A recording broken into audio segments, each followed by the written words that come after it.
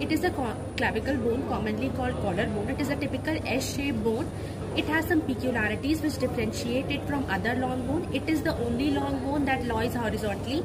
It is the first long bone that start ossification and the last bone to complete its ossification. It has no medullary cavities. Sometimes medullary cavity do present in 1/3 part of its medial part.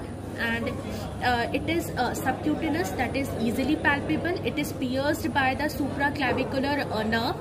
It has two primary centers of ossifications and secondary center of ossification do present in either lateral or medial side. Now side determination, it has three parts, two ends. This is medial end, this is lateral end, and one shaft. Now shaft is divided into two parts, medial part and lateral part. There is a medial 2/3 part present and lateral 1/3 part is present. Now medial part is rounded and it is divided into four parts, four surfaces like superior surface, inferior surface, anterior surface and posterior surface. Now lateral is flattened, so it has two borders, that is anterior border. This is anterior border, it is concave, and this is posterior border, that is convex backward. It is medial, also known as sternal.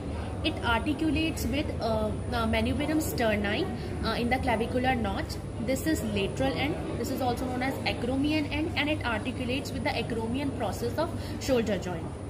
Its superior portion of the shaft is smooth and the inferior portion of the shaft has irregularities, and the lateral inferior part has two irregularities. This is conoid tubercle and this is trapezoid ridge.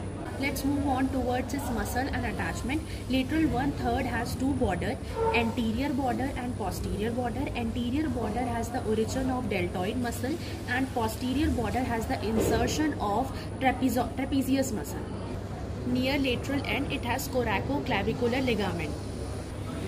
Medial 2/3 part has four parts. Superior region has the origin of sternocleidomastoid muscle.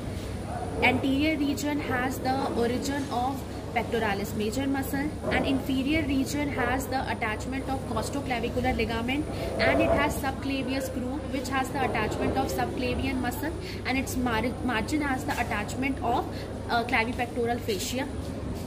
Its posterior surface has the attachment of sternohyoid muscle. Now let's see the ossification of clavicle bone. The ossification of clavicle is membranocartilaginous.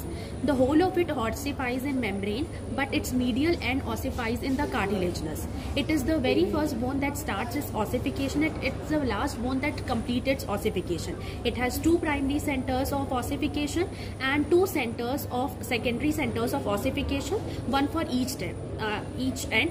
Sometimes it is present, sometimes it is not.